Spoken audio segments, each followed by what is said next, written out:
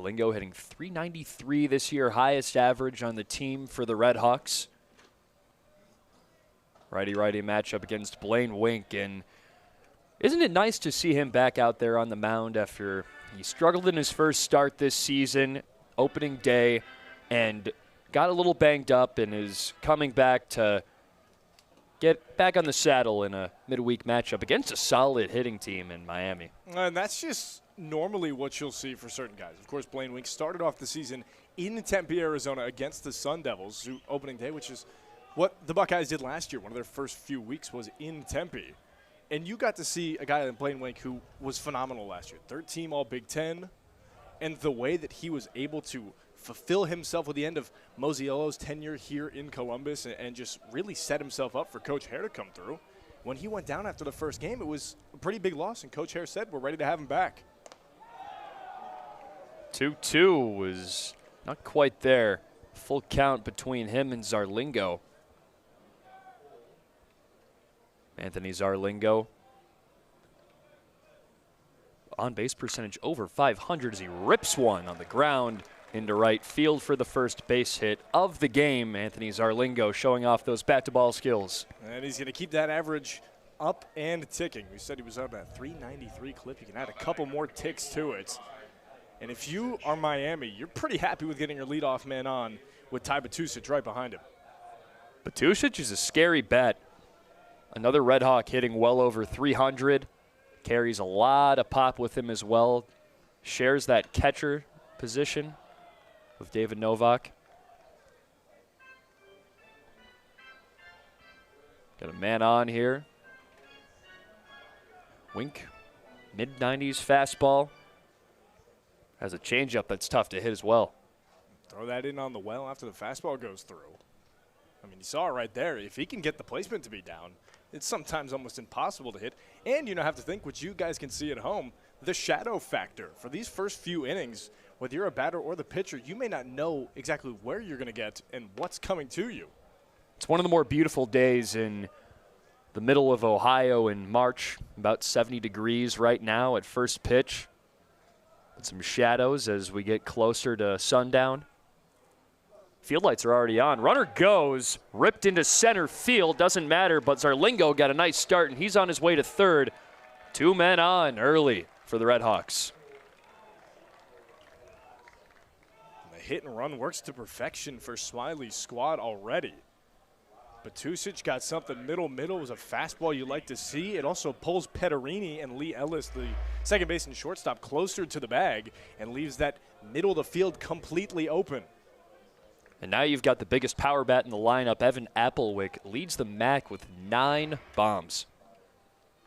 Tied for 12th in the entire country in home runs. The leader is at 9 homers, which is 4 or 5 different guys. You could probably say a couple of them go to Georgia, some go to Gardner-Webb, a bunch of different schools, a bunch of different conferences. Pitches outside. And you got to give respect to Rylan Zaborowski, ex-Miami Red Hawk, pretty high up there, one of those Georgia guys in home runs. Yeah, I mean, it's just one of the reasons you see MAC baseball and know how confident you can be in watching their abilities. Sometimes they stay in the MAC and dominate. Sometimes they hit the transfer portal and find greener pastures in some other conferences, other schools, and sometimes they even go pro. Applewick's in his 3rd year with the Red Hawks as he takes that one down the pike. Redshirted a year at Indiana, so he got a taste of the Big Ten pretty early on. Obviously did not play as he redshirted, but, man, he has been raking so far. And a big spot here as well. The pitch. Takes one on the corner. Strikeout number 1 for Blaine Wink in his first game back. Good pitch, too. Went with a breaking ball. Pelted inside, and then went right back out. You see here the slider, it backdoors him. And a good frame job as well from Eckelman. David Novak. He steps in, the cleanup hitter. Just under a 300 average for him this season. Takes it low. Runners on the corners, only a single out here at Bill Davis Stadium in inning number 1. Solid numbers for Novak. .841 OPS. One of the more mid-tier numbers on the team is that's topped over to second, to short. Ellis hesitated, threw it to first, and he made it there, but the runner got there. Nice effort from Miller to try and stretch off of first base. We have 4-6 fielder's choice. Sarlingo scores. The RedHawks take the lead early. You said Lee Ellis had to pump it. There was just a guy in front of him. Wasn't too sure if he was going to hit Batusich on the slide. So he waited and pulled Ryan Miller off the bag. So the first run is on for Miami. Sarlingo scored.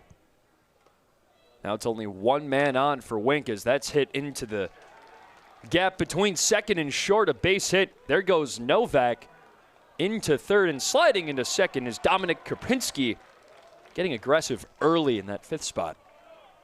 You can see the RedHawks, they're not messing around today. They were having a good BP run, fighting their way through the sun, and now we talked about the shadows being detrimental to the hitters. It might be the complete opposite right now. As it goes in and it's made contact, the defense may not be able to see, and that affects your first jump. Here's Ryan Novak batting left-handed, the left fielder. No relation to David Novak. Same spelling of the last name. Couple runners on, both in scoring position. Scary spot for Blaine Wink, allowed one. Here comes his 1-0. It's a little low and inside. And that official scoring for Novak, 4-6 fielder's choice, no error on the throw from Lee Ellis. So the RBI does stay. RBI number 18 for him on the year. The pitch. Outside, no offer. Way to hold back by Novak. 6 hitters deep into their lineup. Miami off to a fairly hot start, but Wink is looking to limit the damage as much as he can. And for Novak, his last game against NIU, where they put up 18 runs, he went 2 of 4, 4 RBIs and a homer. So a lot of power, but also a lot of strikeout as well. That's a pitch inside, and the bases are juiced early. 2 outs on the board. But you're in a tough spot now if you're Blaine Wink. And the Buckeyes have somebody warming up in the bullpen just in case they need him early. And you would think Wink, coming off injury, was probably not going to pitch too long today anyway, so we'll get an idea on who that is soon enough. Pitch is in there for strike one against Blake Buzzio. Starts him off with a slider. You can see Blaine Wink right now. He's currently looking at his wrist, the pitch to catcher communication, along with Coach Haird on the third base line. That's hit foul. Quick 0-2 count. It's huge for Wink to get up in this one early. We'll see how aggressive Buzzio is on this 0-2 count. I say you go back to the slider here as well if you're Wink. And he does. Gets him fishing. Second strikeout for Wink, and he gets out of the jam. It's 1-0 RedHawks after the first frame.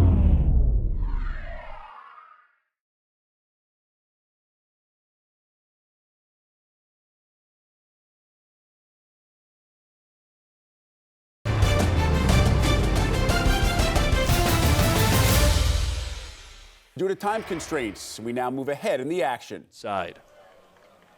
Small stories like that are one of the reasons you could just love the game of baseball. It's because you have a guy who may have never played a position, and they go, you know, we need you today. Just go out there and do what you can. You switch gloves with your teammate and just hope you do pretty well. And clearly it's worked for Gravlin, as now he's playing 3 different positions. 299 average for the junior, takes a walk. 3 Buckeyes on with only a single out, so Mason Eckelman, the man doing the catching today, has a chance with him juiced. Another player who's taking a very big role and a big jump in his play time in his second year now in Columbus. Eckelman, pair of homers this year. Hit his first in a major league ballpark. That Globe Life series against Oregon State. Pitches low, catches the zone. And Eckelman sparing playing time last year. Just couldn't really get his feet under him hitting-wise, but you see how he's come into his own as a sophomore. He's having a really nice campaign. .313 average. You said the 2 homers he's got, 9 RBIs, a .516 slugging percentage as well. He's got a 1-1 count against Cuthbertson.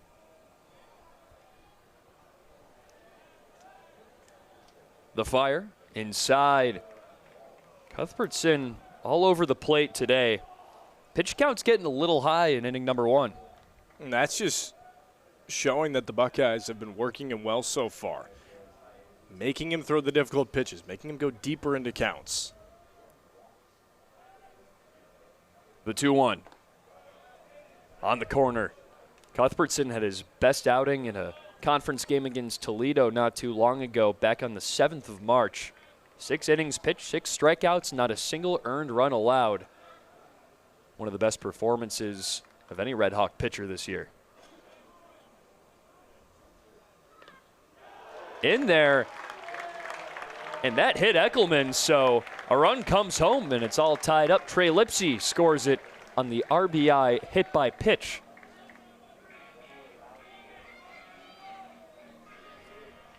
Never the way you want him to come in, but an RBI and a run to tie it up is the best you can ask for nonetheless. And here's Ryan Miller back in the lineup for the first time since the first series of the season. Only played in 3 games near the start.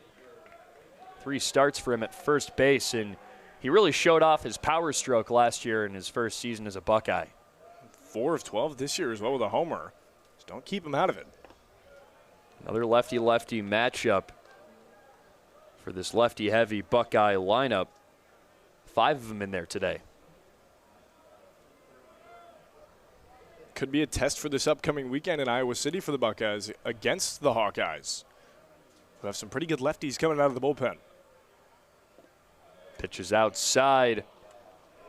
Some very solid arms with Iowa as well.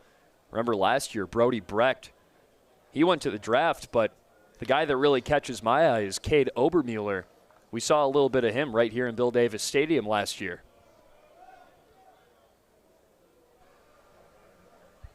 Cuthbertson's ready with the bases loaded, 1-1.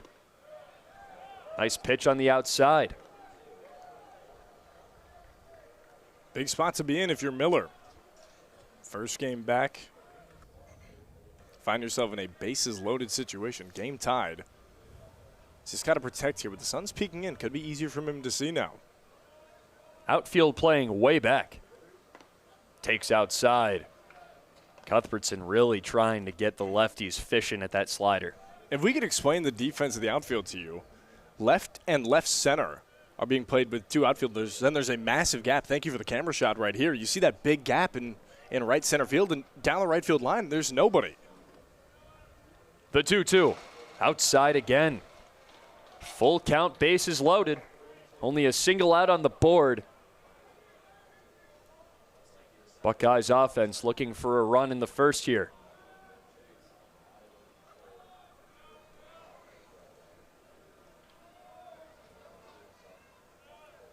Payoff pitch. Ripped into right, fell. We'll do it again. And you can see what Miller was trying to do with that one. The way that the defense is shifted, they haven't played perfectly. It's a lefty-lefty matchup. If Ryan Miller would want to get it to right field down that line, he has to be early on a fastball or slider, which is almost impossible because of how far out he has to get the bat to go. There'd be no power behind it. Cuthbertson readies. Here it comes. Hit into center field. That one gets down. It'll bring 1 home. Another runner coming through, and Ellis and Petterini score. Or I should say Petterini and Gravlin. 2 more come around on the RBI single by Ryan Miller. Played it so well. Defense played back. You get square with the baseball and send it right off the end of the bat. You see a good connect. Miller had to squeeze a little bit just to get out of it and dropped in front of Zarlingo. And then a awkward throw into Kropinski allowed the second runner in Gravelin to come across. A 3-1 ball game after the RBI single brought home 2. Now here's Nick Jamarusti. Looks that first pitch in. More of that speed guy near the bottom of the lineup. Does have some power to him, though. He's always had the sneaky pop if you need. He's got 2 homers this year. And he's probably the Buckeyes' best base stealer, so just not a guy you want to see get out there. He's got 10 to lead the team. There he is, that left elbow drifting above the plate a little bit. Takes outside. 3-0 count. Also mean that the zone shifts if you're Jamarusti. They may call a little bit more on the inner part because you're playing over. That also does mean that when you go outside like Cuthbertson just tried, you're not going to get the call to go your way. .218 average for Jamarusti this season, but he's got a pair of homers and 4 doubles as he takes a 4-pitch walk. That is his 8th of the season.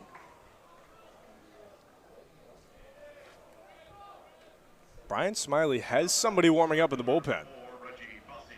Warming up down there for quite a bit of time. And it's about time you get that. Cuthbertson well over 20 pitches. Allowed 3 hits, 3 runs already. Taylor Eccles working over there for them. Cuthbertson, first pitch to Reggie Bussey. Oakland transfer from the Horizon League coming down to Columbus. And man, he just might have the best glove on the team. I mean, his defense is stellar. How quick he is on his feet, the way he can flash leather. Seen him have some crazy diving plays before. Doing that at Oakland when he was Horizon League all-freshman team just 2 years ago. Gets on base at a really nice clip as well. 11 walks for him so far this season. Swing and a big cut. 1-2 now. And that's what Cuthbertson's been trying to get all inning with that slider. He's just been trying to get a lot of fan to go with it. But think about it. It's only been a third of an inning, and it feels like Cuthbertson's been out there for a while. First pitch was at 6 o'clock. It's 6:30 right now as Bussey ropes that one into the gap. That'll bring a run home, and here comes another. Reggie Bussey with a 2-run double. In there to face Maddox Simpson for the first time today as that breaking ball falls right in. This is Eccles' only 2nd appearance on the year. He came in the 23rd of February at ETSU. He went 2/3 of an inning. It's good old Eastern Tennessee State University. It is. Played a series against Miami earlier this season.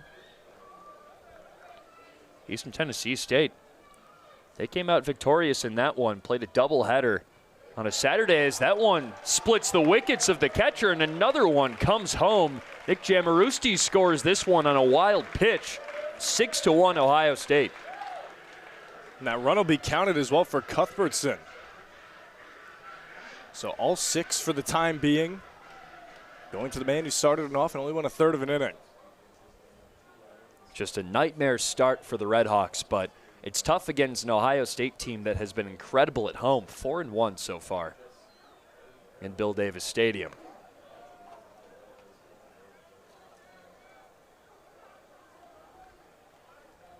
Still winless away from home as well, at least in true road games. They did get a neutral site win against NC State earlier this year. Hit on the ground, the second play easily made over there by Bazzio to get out number 2. That does bring home Bussey as well. So 7 runs, all tabbed to Hayden Cuthbertson in the first inning.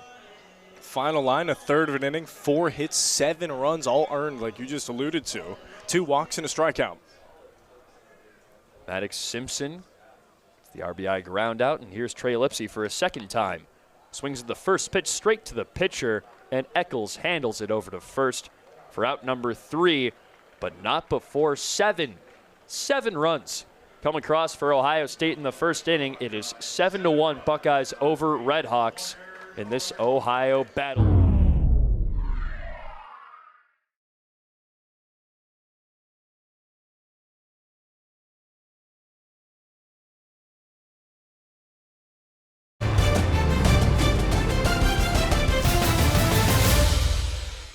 Due to time constraints, we now move ahead in the action. Outside, Graveline walked his first time up. Came around to score. I think the biggest question now, if you're Graveline, is if you get a fastball in the outer part of the zone, if you can just get a little bit early on it, it'll either just dump over the head of the shortstop, or if you wait, you might be able to play that open gap on the right. A lot of green grass as Ellis goes. Swing and a miss. Throw down. Not in time. Ball bounced out of the glove of Gorski over there.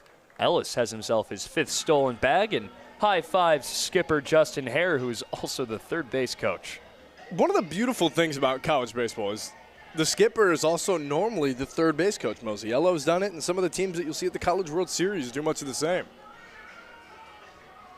Bill Mosiello, of course, the Ohio State headman in 2023 and 2024, now back with TCU. Justin Hare entering his era as the man at the top for Ohio State. Grew up in Hamilton, Ohio, about an hour and 40 minutes just south of here. We asked him about it as well, and he said, it's so nice being able to see family. He said that a couple of his siblings still live in the greater Cincinnati area, and that being able to see them it's way easier than when he was at Campbell in the Carolinas. Of course, about a 9-hour drive or so with the difference, but now an hour and 40, he can go see family. They can come up for home games and stuff like this happens. And he just said that home feeling is something that you can never get away from. And grew up an Ohio State fan, and here he is right at the helm of the Buckeyes. And you can just hear how much he loves this program every time he talks about it. He's clearly a man of the state. Pfeffer fires, hit towards short, gloved. Tough throw, not quite in time, and that brings home Lee Ellis. 8-1 Ohio State. An RBI single for Graveline. Deep in the hole, Krapinski, he got the stab on it. Even one-hopped it pretty well to Applewick. But just the way Graveline moves, he does not move like a catcher here, Connor. The way he can hustle down line, beat it by almost a throw and a half. He knew it as well. So that run gets tabbed to Taylor Eccles' score line. And that's officially the end of his line. 2/3 of an inning, 1 hit, 1 single run, and a wild pitch. Only his 2nd appearance this year. Pfeffer, it's his 4th. Or his 5th today. Has pitched in 4 before this. Lefty-lefty against Mason Eckelman. Got hit by a pitch to bring home a run earlier today. And hits one softly in the air to third base, played easily by Gorski. 2 down. Just a soft flare to the third baseman. Not much you can do other than that. Realize Eckelman, he just got underneath it a bit. You just make the adjustment and get back into it. Pfeffer has been throwing it nicely so far here, Austin. What have you thought about his performance? I think once he's gotten the handle on his fastball after the first 2 that went a little closer to Petterini's neck area, he's been great. He's had that slider that works, that goes across the horizon. The way he's got him moving. That first base side of the rubber, so he's not afraid to really take his time and go over that high shoulder elevated throw. You see it right there, and goes right back to the breaking ball. See Miller as well shaking his head, realizing that he's going to have to make the same adjustment that Petterini and Eckelman may have to make as well. Petterini and Eckelman both retired, the lefties. And Ryan Miller down early on that big swing. Had a 2-run single in the first. Miller, the transfer from Tennessee. His last year there, back in 2023, he went 5 for 11. So not a lot of playing time, but he showed something, and that's why Ohio State picked him up, and it's paid dividends since. It was a team, and the Volunteers that made it to the College World Series playoffs, and they just won it last year. Pitch way outside. Getting that slider to break real hard on that opposite side of the plate.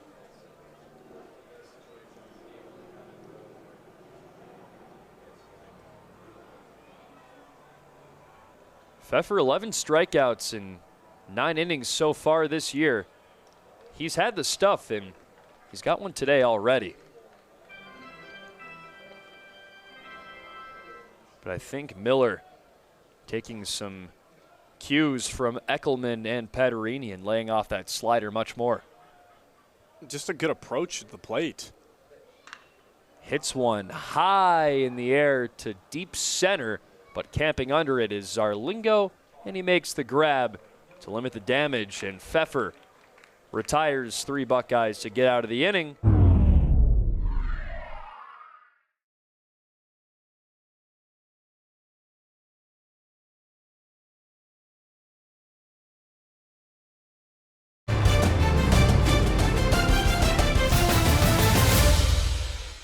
Due to time constraints, we now move ahead in the action. Cuthbertson threw over 5 times to check on him. He's got another lefty dealing with than Pfeffer. Pfeffer's been sharp so far. Pair of shutout innings, only allowed a single base runner. He's got 2 strikeouts as well.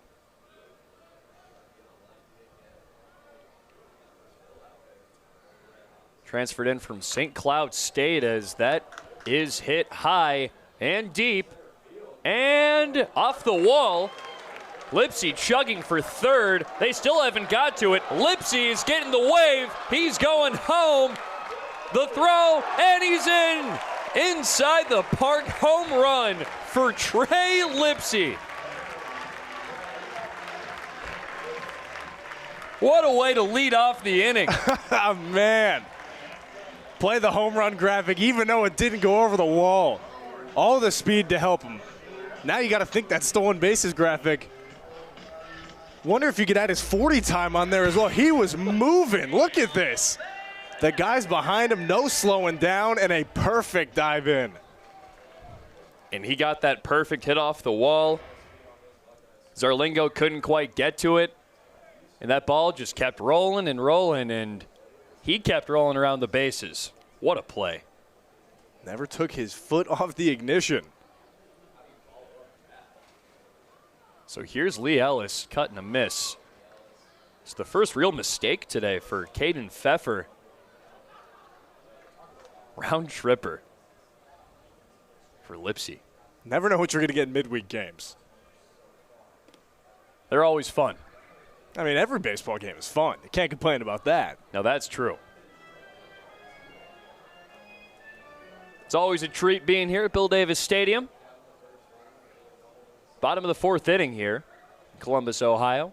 Buckeyes up 9-1 after that journey by Trey Lipsy. I don't know about you. I've never had the opportunity to write an inside the Parker in a scorebook. Seen some on games or, on TV, but never in person.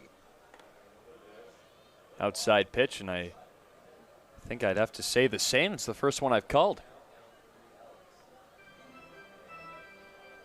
Ellis 1 for 2. Had that double down the line back in the 2nd. Swings and hits one hot on the ground. That one went foul. Stay at 3-2. It's a similar swing to what he had in the 2nd inning when he doubled and eventually came around to score on a Graveline single. Here comes the payoff from Pfeffer. Towers that one out into foul territory. A couple of RedHawks converging, no play made. Phillips was close, but just couldn't quite time that slide up. I mean, that was a tough play in any stretch. Even with a perfect jump if you're Phillips, which that was pretty close to perfect. He was still a few feet shy. So it'll stay 3-2 for the South Carolina transfer. Ellis was a top recruit in Maryland coming into college. Hits one high again, stays on the infield. That's all for Buzzio there, who makes the play. Can of corn for him. He almost didn't catch that. It looked like it might have almost gone through the webbing of the glove. Managed to hold on, though. Here's Tyler Petterini. Struck out last time up and singled his first time. Yeah, Bussey checked it. He looked at his glove, and he saw a giant hole through it and just went, all right, time to reset and just hope that this thing can stay true. That couldn't have felt good either with the height of that ball. Certainly had some velo coming back down. Oh, yeah. Hit on the ground, fell. Nice play over there by the first base coach, Elliot McCummings. Director of Player Development. That's normally who you'll see over at the first base. A take by Petterini. 1-1 count after the towering pop-up by Lee Ellis.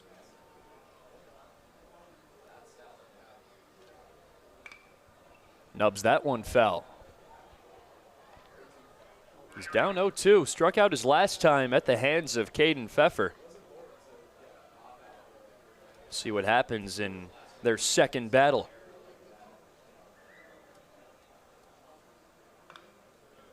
Another foul ball, this time into that Miami dugout. Petterini's had to golf on some of these. Just the way they've came in.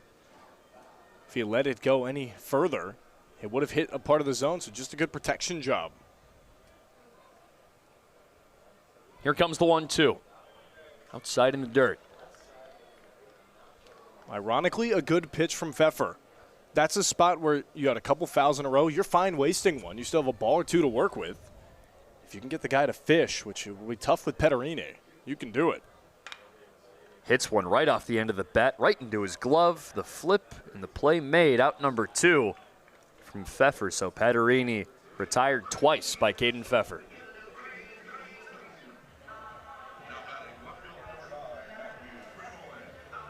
Matthew Gravelin walked and then singled in a run his last time up. Couple outs on the board. Ohio State still up big, 9-1. Buckeyes 5-12 on the season, coming off of a year around 500, where they made it to the Big Ten tournament and made a little bit of noise, but ultimately got knocked out by Nebraska. Miami made it to the MAC tournament for the first time since 2019 last year. They went 27-27 in Brian Smiley's first year at the helm. And Smiley and Hare are really good friends. We asked Coach Hare about it a couple days ago and said, what's your connection like with the other skipper? And he said, we've known each other for quite a long time. There was actually a point where he tried to hire him multiple times onto his staff when he was at Indiana State. Smiley was on the staff there for 14 years. Similar to Hare at Campbell. Hit hard to the second baseman. Bussey played it easily for out number 3. So save for the inside the park home run. Caden Pfeffer gets the job done. It's 9-1.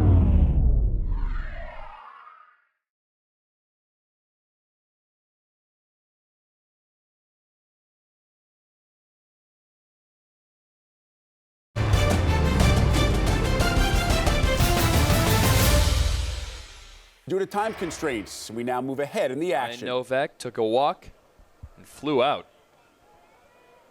The left fielder is ready. Hill's working in a bases loaded jam. 2-0 count. No swing. 3-0. Real tough spot. Buckeyes do have that 8-run cushion. Nick Copenhaver is in the bullpen just in case if Ohio State needs it. The 3-0 pitch. And it's away from the zone. Walks in a run. 2 in now for the RedHawks. That's Batusic.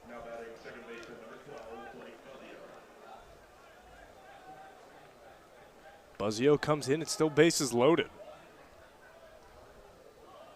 So 2 walks, a hit by pitch, a single, and a strikeout so far for Hill. Guys, and this is a big spot to test him and see if he's really made for some of these big, tough jams to be in. That's hit hard into left field. Gravelin makes the catch. Runner tags and goes home. David Novak scores on the sac fly. That run tabbed to Spencer Hill. 9-3 now. RedHawks are clawing back. That was hit extremely hard as well. Bussey got all over it. Bussey has had some very hard contact today. He had that double last inning as Gorski waved at that one. Did get a piece of it.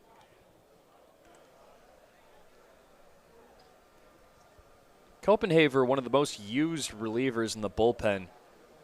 Second most appearances with 8 on the team. Last time he went out as well, he only went a third of an inning. It was in game 1 of the doubleheader against Indiana. Gave up 1 hit and a single run in 15 total pitches. So he's pretty fresh and a couple of days rest.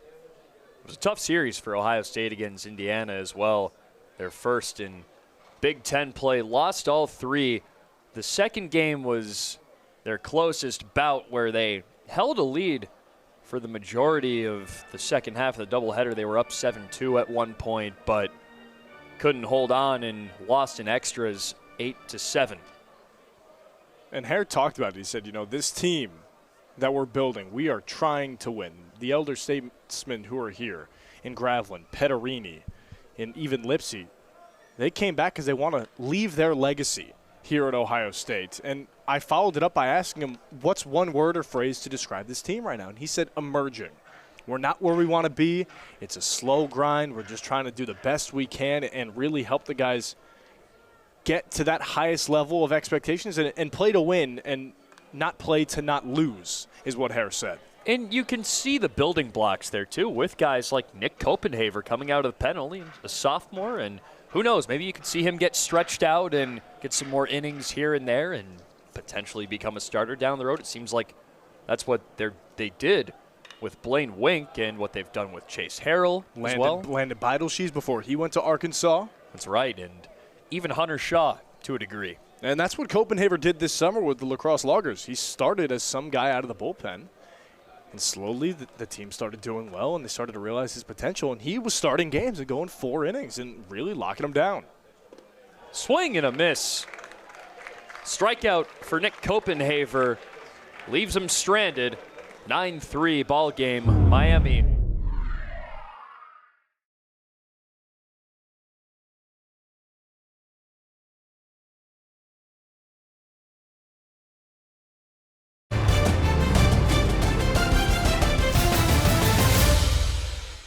Due to time constraints, we now move ahead in the action. Training and go, okay, next time I go out, I'm going to be able to place my pitches here and do this in certain spots.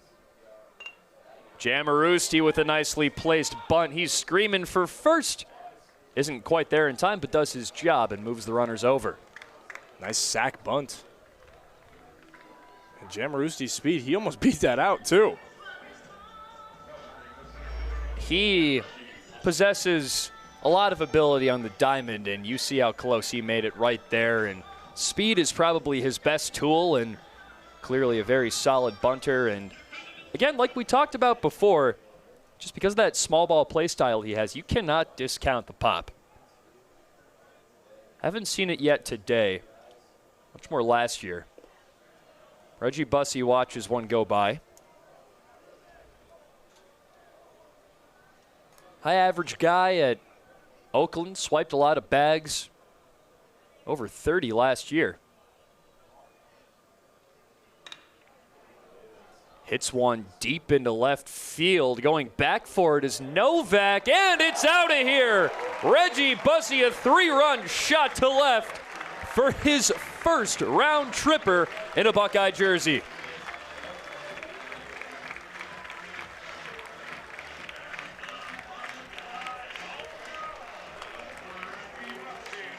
And that makes it a 12-3 ball game. And the celebration over by the Buckeye dugout. How about that? That ball just kept moving. It looked like Bussey got a little underneath it. That time he had the wind working in his favor, blowing out towards left. He got underneath the fastball. You see it on the contact, and he just kind of holds the bat thinking, maybe it's going to go. Look, up, down, up, down. Hey, a little shrug, and you keep on moving. Yeah, that was off the end of the bat, but Bussey showing off more power than he leads on in that win, of course. Helping a little bit, but there you go. First in scarlet and gray. He's got 5 RBIs on the day as well. He had a 2 RBI double in the first. Topper foul by Maddox Simpson. And what a day for the Ohio State Bats. They've had some nice ones this year. 17 runs against Eastern Michigan, 12 today.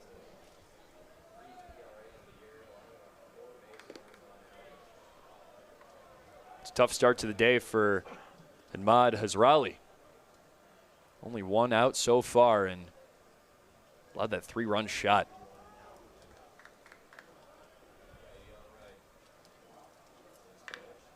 Swinging a foul ball again from Simpson.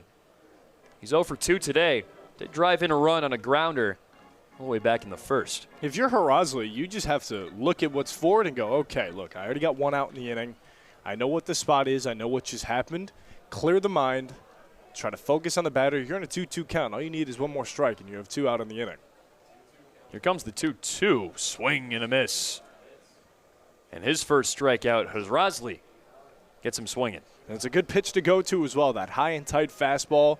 You just work with your power stuff, go back to the A pitch, trust your gut. It drops in towards the hands.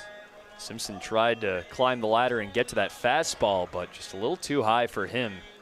Order comes back around to Trey Lipsey. Last time he was up, he had an inside the park home run. Glanced off the bottom of the right field wall, right center field. Zarlingo had a read on it, the center fielder for the RedHawks, but it just bounced out of his grasp, and it traveled a long way on that outfield turf. And Lipsey with his speed, it's hard to catch him when he's in a situation like that. You could see the outfield is playing it now, especially the right fielder and Drew Phillips. It's almost the exact spot of where Lipsey hit that inside the Parker. He's shaded to the left, as is the rest of the outfield, like you said. Big gap in the middle of the infield, too. Pitch is outside. 2-1 count. For Harasley as well, because one of the runs reached on an error, it is unearned. So only 2 earned for him. 2-1 count off the end of the bat and foul. Lipsey in his senior season as a Buckeye was a Big Ten all-freshman team member just a few years ago and has continued his solid play throughout his career in Columbus.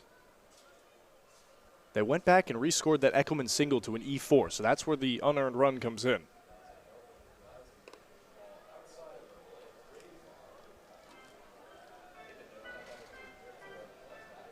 Three-two count. Couple outs on the board for Harasley. So we'll change that in my scorecard. It was a late change, but probably the better decision-wise when it came to the run column. So only a single hit allowed. It was that home run. Lipsey gets on with a walk and adds to his on-base percentage with his 18th walk of the year, not to mention 7 hit-by pitches. So he is getting on base quite a lot. Of course, you'd never want to get hit, but if it's going to help the on-base percentage and help your guys get you around, that works. These Buckeye bats this season, when they can get rolling, they are incredibly hard to stop. 8 hits, 12 runs today for Ohio State. Harasley trying to manage it, and a first pitch strike there to Lee Ellis.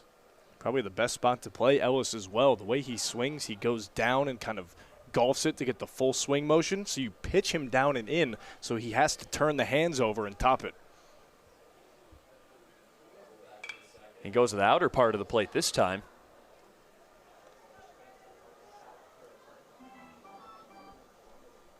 Ellis almost a .330 average this year.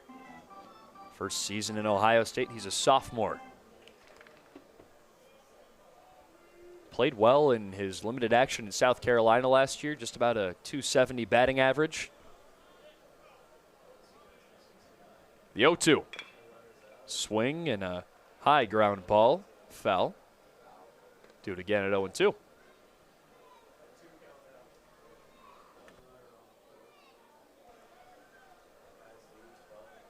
If you're Harasley, don't focus on Lipsy at first. I mean, you got 2 outs. He's not really the biggest threat to move in this spot. He is a threat to move in general. But if you focus on them, you can never get out Lee Ellis. Runner goes, and that's hit hard Wow. to second base. Almost hit Harasley in the head, but went right into the glove of Bussey for out number 3. So a loud out takes us out of the 5th inning, and we'll talk to you again in the top of the 6th after the Buckeyes put up 3 more.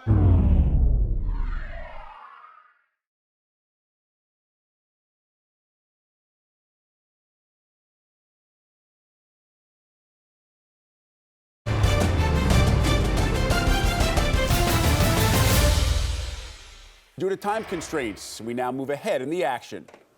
Jay Marusi made 16 starts this year. DH and left fielder primarily.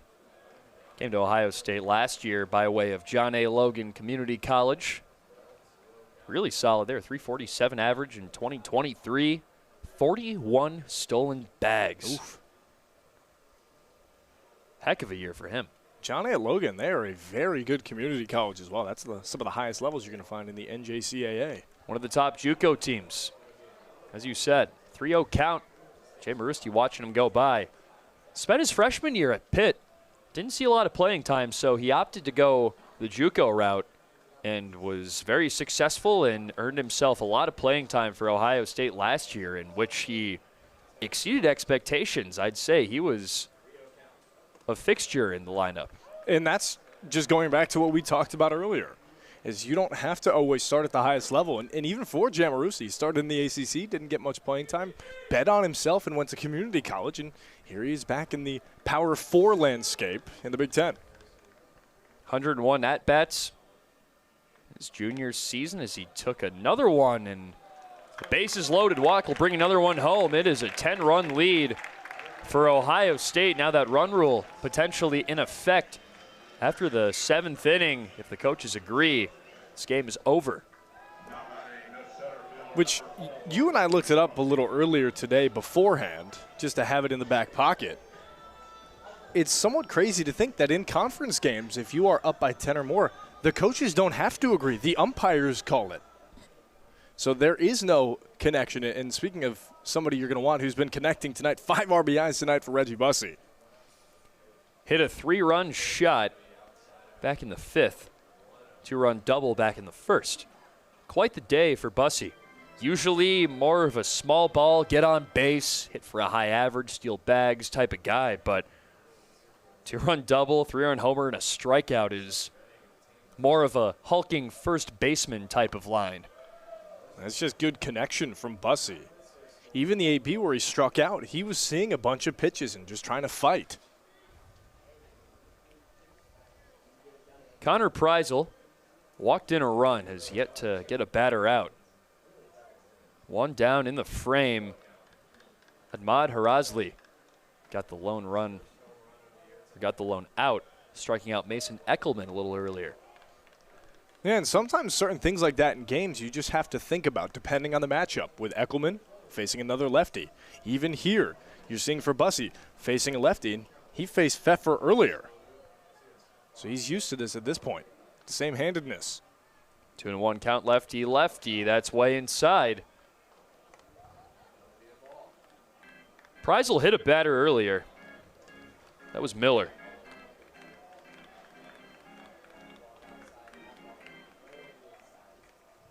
Gravlin on third, Miller on second, Jamarusti on first.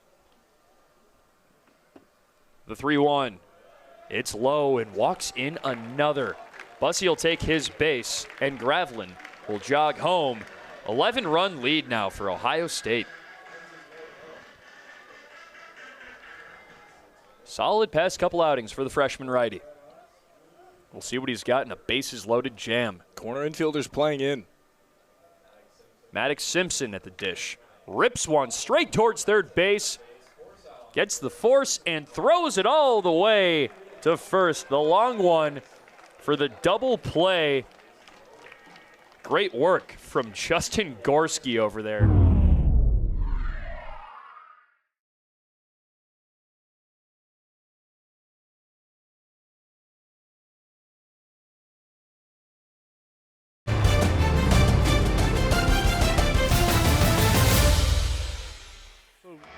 Don't get too ahead of yourself and fish on an off speed. Here comes the payoff pitch. Swipes at one. It's high in the air, foul. Mainly for college guys, if you're a reliever, you have two pitches. A fastball and then some sort of breaking ball, or maybe even two fastballs. So right now, if you're Erdman, Eckelman may have told you, just stick with the fastball. That could be the game plan. Fastball on 3-2, hitting the same spot. That could be it. Eckelman may have said, hey, look, trust the defense behind you. Just go out there and throw the A pitch and just try to locate it as best as you possibly can. Seems like he's finding the spot with the fastball. There is a man warming over there. It's Douglas Bauer. Made a good bit of appearances early on this season. That's roped high and deep into right. And bounces off the wall and gone. Round tripper for Dominic Krupinski for 2 runs. It's 14-5. RedHawks get a couple more on the board. Just off the top of the wall, it bounced like it was on a trampoline. You even saw Trey Lipsy gave it an effort jump just to see it. Might have hit the top of his glove and stopped, but it was a few feet past it. So Krupinski keeping things alive here at Bill Davis Stadium for Miami. And he's put some good swings on in this game. Had that double back in the first, then that home run. And even with the pitch that was just hit out from Krupinski, if you're Erdman, you're not the happiest with yourself, but if all you're sticking with is the fastball, good pitches can still be hit. That's the thing. You can hit your spot to perfection. But if it was just hit well, there's not much you can do about it. Here's Ryan Novak. Hitless today. That bounces away. 14-5 ball game. It's going to take a lot for Miami to get back into it. Pinch hitter on deck as well, Christopher Roa, freshman infielder. And the lone switch hitter on the roster for Miami. Erdman's ahead 1-2. Roa, the freshman out of Santo Domingo, out of the DR.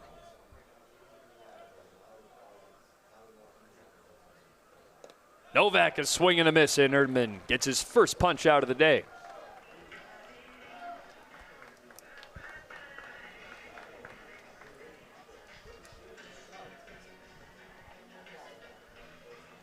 Erdman readying to face off against Roa.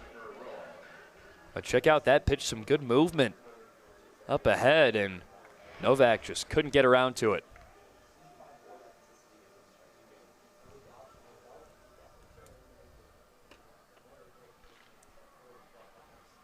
Erdman's ready, as is Roa. 2 hits on the season. Both of them came against, or 3 hits on the season. 2 of them against the Citadel. Had 5 runs driven in that game.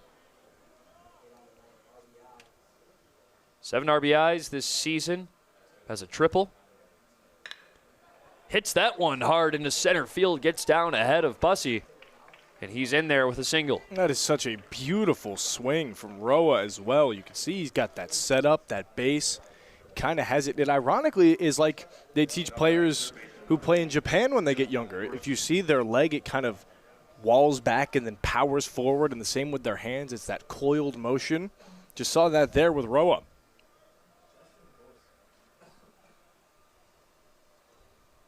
Gorski returns to the dish, and another good piece of hitting, but this time right into the glove of the left fielder, Gravlin. 2 down. An easy one for Gravlin. He just stopped in his tracks and backpedaled a couple times, and it was right to him. Here's Tommy Harrison. Pinch hit for Drew Phillips last inning and flew out.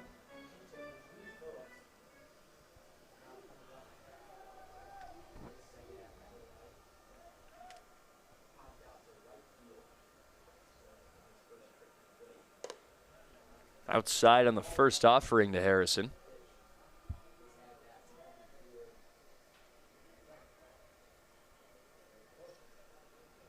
Hits against Toledo and Eastern Tennessee State this year. 12 strikeouts to no walks, though. It has been a struggle for Harrison. Nice breaking ball as well that we just saw from Erdman. Mainly been fastball. He may have only thrown that for the first time tonight. Erdman trying to switch up the repertoire a little bit. Drops one in for a strike. That looked like more of a two-seamer. It had that late arm side run. If you see it, it just kind of fades away from Harrison. I think that might have been a changeup. Came in at 83. Interesting. A changeup with that kind of backside movement. You don't see too often. Could have even been a cutter. 1-2. Tipped it into the glove.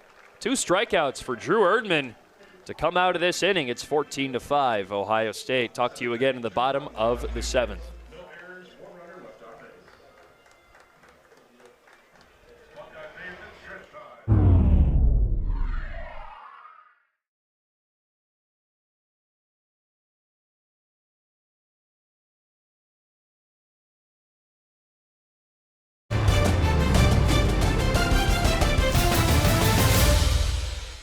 Due to time constraints, we now move ahead in the action.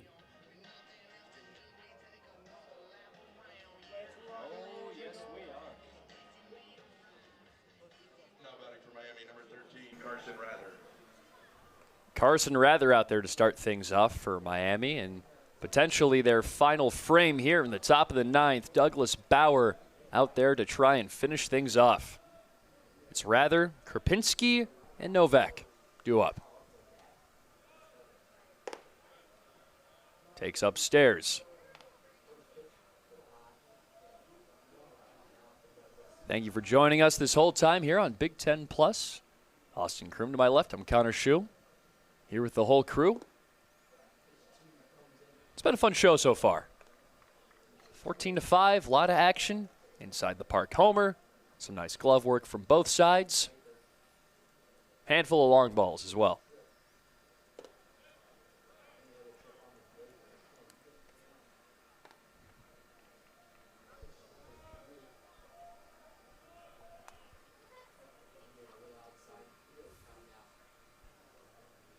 The pitch. Just on the corner, 3-1 for Bauer to Rather.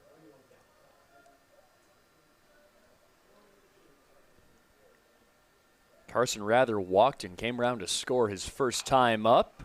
Skies one foul.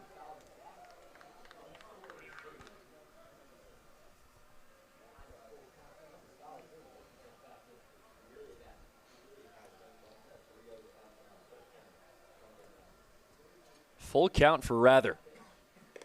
Watches it go by. A pair of walks for Carson Rather today.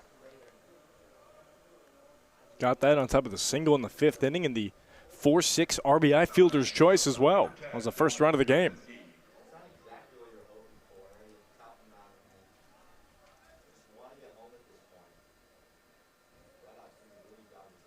Bauer trying to shut the door on this one early.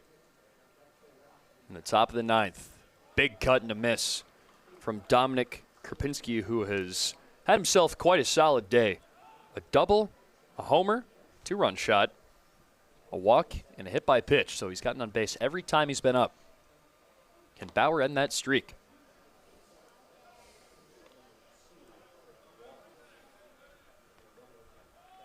Krupinski OPSing just under 900 this year.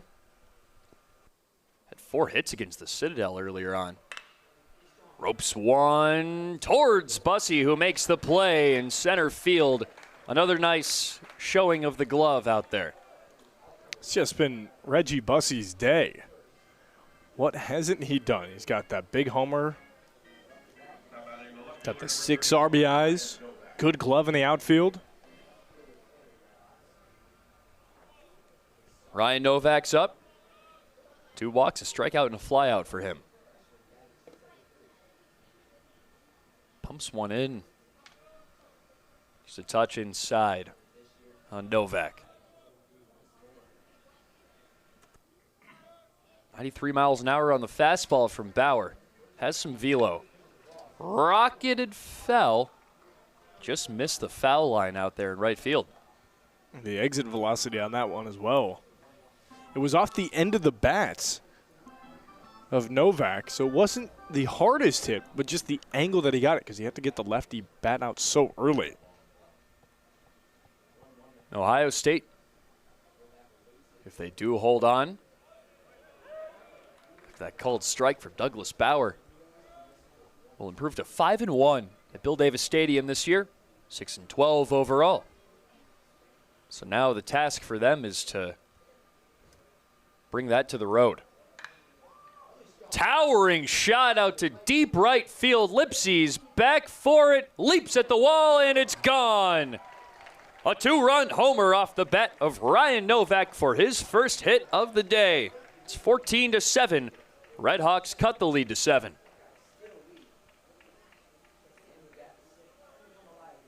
It's a good piece of hitting from Novak. He waited for his pitch. You saw how you got out early on the fastball, waited a hair late, let it get to him right through the swing path, and no doubt about it. Got under it and just gave it a ride.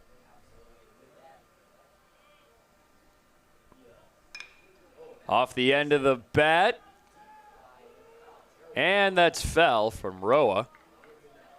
Lands in the bullpen.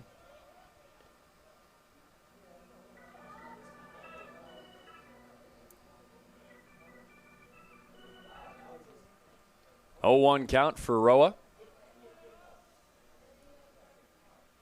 Smacked a single his first time up. 1-1.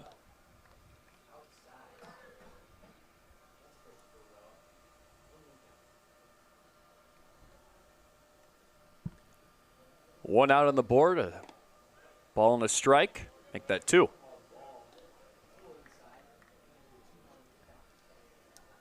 If you're Bauer here, just play to your strengths. You don't have much else to worry about. Just focus on the guy ahead of you. The bases are now cleared. I think you just want to play it to your defense at this point as well. Well, the way that Ohio State, the outfield has looked today has been exceptional. When it gets to them, they're locked in. The infield, of course, with Lee Ellis at the 6-hole. It's looked great. Ellis has made some spectacular plays as Bauer gets Roa to whiff.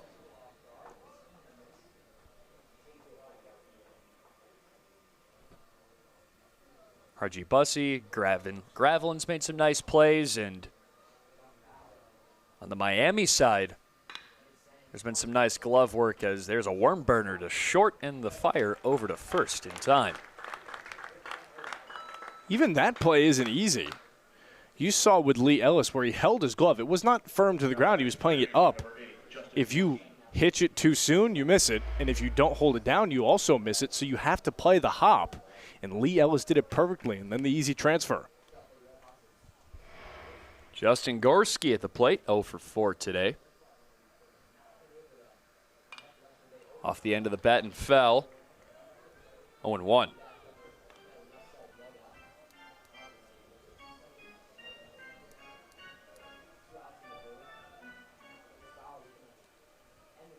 Bauer looking to end things here. 2 down. The pitch. Off speed is outside. 1-1.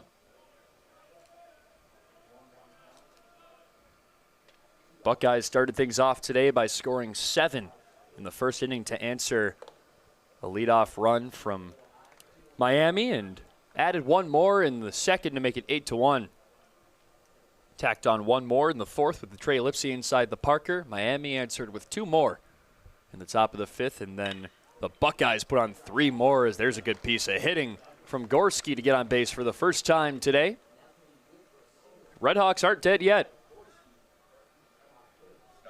But after those 3 runs, Buckeyes tacked on 2 more to get their current total of 14. Then Miami put on 2 more in the 7th, and then 2 more in this half inning as the infield makes a big shift to the right side. Third baseman Maddox Simpson playing closer to the second base bag than the third, much closer. Petterini's in short right field at second. Lee Ellis is playing where the traditional second baseman might play. Outfield is playing perfectly centered for Tommy Harrison, who was hitless today. Pinch hit earlier on for Drew Phillips. Harrison probably just wants to poke this one out to left. Pokes it over to third, and a bobble. Did he get it there in time? He did, and that's the ball game. Not quite yet. Home plate umpire Kyle Reese wants to talk this one over. They're going to go review this as well. Was a very close play.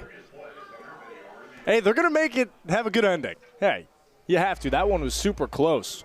So that's still the third baseman in Gorski, who flips it to Lee Ellis, the shortstop. So it would be a 5-6 put out if it stays. The real question, which we're going to really get frame by frame here, it looked like Ellis got it there first, but did his back foot come off the bag? Because it looked like it popped up just a little bit. I think he kept the toe on there.